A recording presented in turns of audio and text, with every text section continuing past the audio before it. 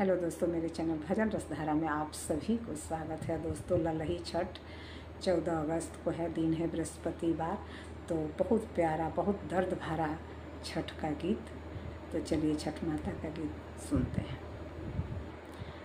छिपी भरली हली चांदनवात पानामा के बिड़वात पानामा के बिड़वानु हो आरे चली भैली सासू जी के लगवात चरण पाखारेली चरण पाखारेली हो।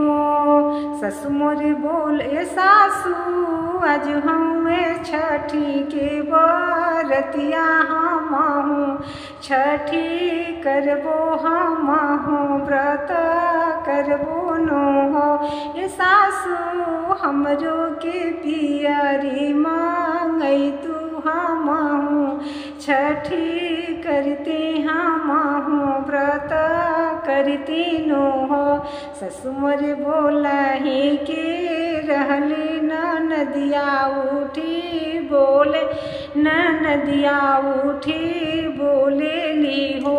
ये भाभी तू तहु जरी के बाझनिया कैसे के छठी अबू कैसे के छठी करबू नो हो। दुअर से आवेले स्वामी भी रहिया बोलिया बोले भी रहिया बोलिया बोले ले हो। ये धनिया तू तहाऊ जरी के बाझनिया कैसे के छठी अबू कैसे के छठी करबू नो हो। 12 बरस भैले ब्याह हो रिल मुहना देखलू लालन मुहना देखलू नो हो।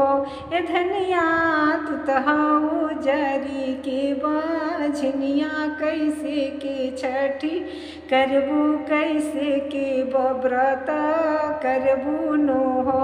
उहाँ से रोवती तीरियवात पोखरवे पर गैली पोखरवे पर गैली नो हो। ये बहनी पोखरे पर 7-5 तिरिया छठिया पूजा करे छठिया व्रत करेली हो। ये बहनी उहवे पर खाड़ी तीरियवात नाए नासे निर्ढरे नाए नासे निर्ढरे हो। ये छठी मैया हमरो या चरवा खोली दी तू हमहूँ छठी करती हमही व्रत करती हमहूँ कुश गढ़ती नो हो। ये छठी मैया हमरो कोखिया खोली दी तू हमहूँ छठी करती हमहूँ व्रत करती हमहूँ कुश गढ़ती नो हो। कुशवा से बोले ली छठिया मैया सोना मोरे बेटी है त सोना मोरे बेटी नो हो। ये बेटी पतवा पर लीहा कुप ये बेटी पतवा पर लीहा दही महुआ त छठी व्रत करिह त छठी के मनइहा नु हो।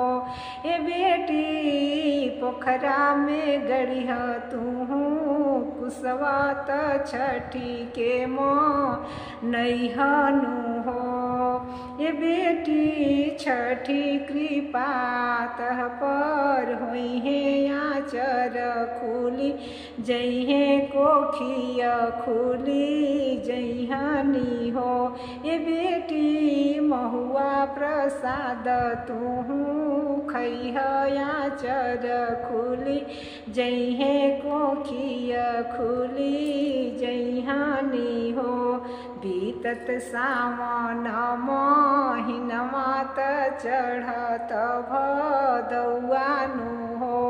ये बहिनी बजनी के भरेला गोदिया गोदी में लालन खेले, गोदी में बालक खेले लाहो। नमस्कार दोस्तों, कैसा लगा ललही छठ गीत? तो दोस्तों अगर आप लोगों को अच्छा लगा हो छठ का गीत तो कमेंट बॉक्स में अपना राय ज़रूर लिखिएगा।